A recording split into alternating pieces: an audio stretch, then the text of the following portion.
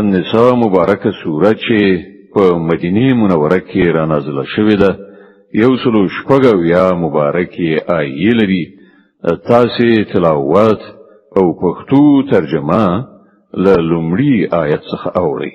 بسم الله الرحمن الرحیم.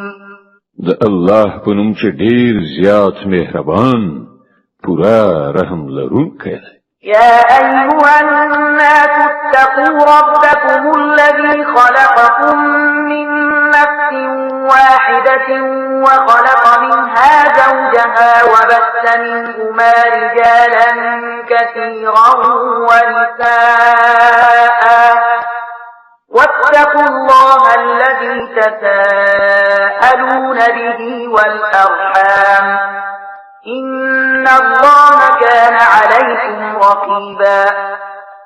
اے خلکو لخپل هغه رب نه ویریږي چې هغه تاسو له یو تن څخه پیدا کړی او له هغه تن څخه د هغه جوړه منځ راوړه او له دې دواړو نه په نړۍ کې ډیر نارینه او ښځې خواره کړل.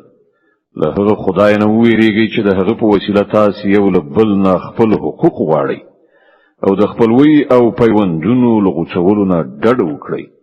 باور ولرئ چې الله پر تاسو څارونکی دی. وآتوا اليتامى أموالهم ولا تتبدلوا الخبيث بالطيب ولا تأكلوا أموالهم إلى أموالكم إنه كان حوبا كبيرا. د یتیمانو مالونو هغو ته بیرته وسپارئ. ښه مال په بد مال مه بدلوئ او د هغو مالونه له خپلو مالونو سره په ګډولو مه خورئ. دا ډیره لویه ګناه ده.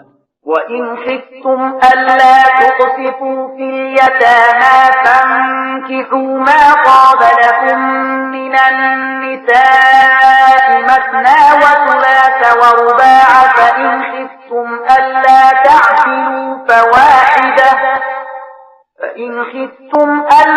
تعدلوا فواحدة أو ما ملكت أيمانكم ذلك أدنى ألا تعولوا. تاسو بیریږئ چې له یتیمانو سره به عدالت ونشئ کړای نو کومې ښځې چې ستاسو خوښیږي له هغو څخه له 2 3 یا 4 سره نکاح وکړئ.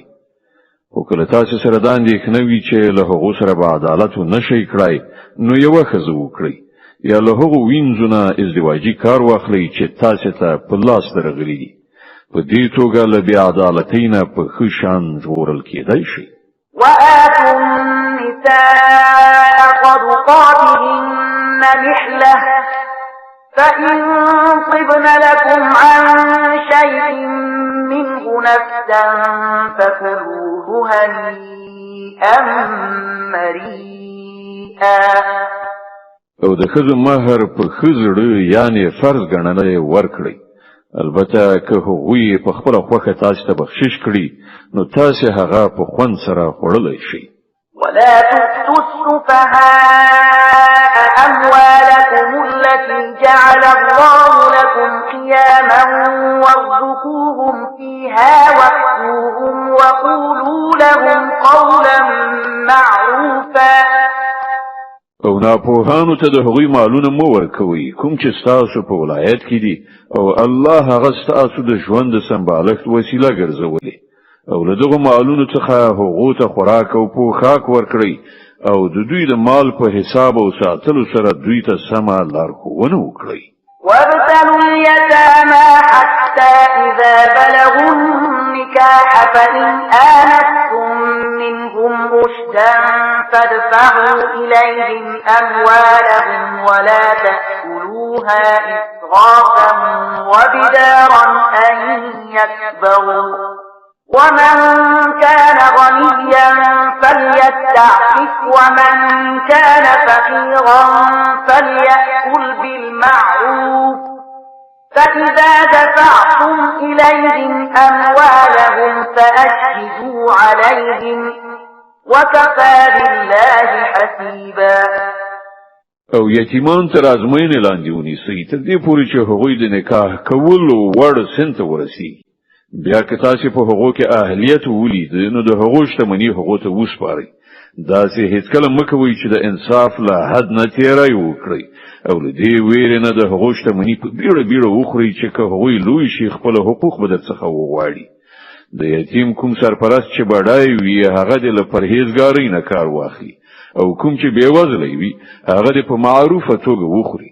بیا چې کله د هغو شتمني هغو ته سپارئ نو خلک پرې شاهدان ونیسئ او د حساب اخیستلو لپاره الله کافي دی. للرجال نصيب مما ترك الوالدان والأقربون وللنساء نصيب مما ترك الوالدان والأقربون مما قل منه أو كثر نصيبا مفروضا. د نارینه‌و لپاره په هغه متروکه کې برخه ده چې مور پلار او خپلوانو پریښي وي او د ښځو لپاره هم په هغه متروکه کې برخه ده چې مور پلار او خپلوانو پریښي وي که لږ وي او که ډیره او دا برخه د الله له لوري ټاکل شوې ده. وإذا حضر القسمة أولو القربى واليتامى والمساكين فارزقوهم منه وقولوا لهم قولا معروفا. او کله چې د ویش په وخت کې د کورنۍ خلک او یتیمان او بېوزلي راشي نو په دې مال کې هغو ته هم څه ورکړي او له هغو سره په خوږه ژبه خبرې وکړي. وليخشى الذين لو تركوا من خلفهم ذرية ضعافا خافوا عليهم فليتقوا الله وليقولوا قولا سديدا. خلکو ته د دې خبرې په نظر کې نیولو سره ویره کول پکار دي چې که هغوی په خپل لزانه وروسته بېوزلي اولادونه پریږدي نو د مرګ په وخت کې به د خپل اولادونو لپاره څنګه ځورېدلي وو نو باید چې هغوی له خدای ویریږي او رښتیا وینا وکړي. إن الذين يأكلون أموال اليتامى ظلما إنما يأكلون في بطونهم نارا وسيصلون سعيرا. کوم خلک چې په ظلم سره د یتیمانو مالونه خوري په حقیقت کې هغوی خپل ګیډې له اوره ډکوي او هغوی به ارومرو د دوزخ تاوجن اور ته ورننوځي. يوصيكم الله في أولادكم للذكر مثل حظ الأنثيين فإن كن نساء فوق اثنتين فلهن ثلثا ما ترك وإن كانت واحدة فلها النصف ولأبويه لكل واحد منهما السدس مما ترك إن كان له ولد فإن لم يكن له ولد وورثه أبواه فلأمه الثلث فإن كان له إخوة فلأمه السدس من بعد وصية يوصي بها أو دين. آباؤكم وأبناؤكم لا تدرون أيهم أقرب لكم نفعا فريضة من الله إن الله كان عليما حكيما.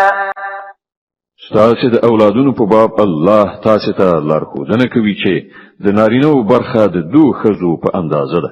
که د مړي وارثان له دونه زیاتې لوڼې وي نو هغو ته د ترکې له 3 نه 2 برخې ورکړای شي او که صرف یوه لور وارثه وي نو نیمایي ترکه د هغې ده. که د مړي اولادونه وي نو د هغه مور او پلار هر یو ته د 6مه برخه ورکړای شي او که اولاد نه وي او وارثان همدا مور او پلار وي نو مور ته د 3مه برخه ورکړای شي او که د مړي ورونه او خويندې هم وي نو مور به د 6مې برخې حقدار وي. دا ټول برخې به هغه وخت بیلیږي چې که مړي وصیت کړی وي هغه پوره کړی شي او که پور ور باندې وي چې هغه ادا کړی شي. تاسو نه پوهیږئ چې تاسو د مور پلار او تاسو له اولادونو کوم یو د ګټې په لحاظ درته ډیر نږدې ده. دا برخې الله ټاکلي دي او په یقیني توګه الله له ټولو حقیقتونو څخه خبر او په ټولو مصلحتونو پوهیدونکی دی. صدق الله العظیم. الله ستر رښتیا ویونکی دی.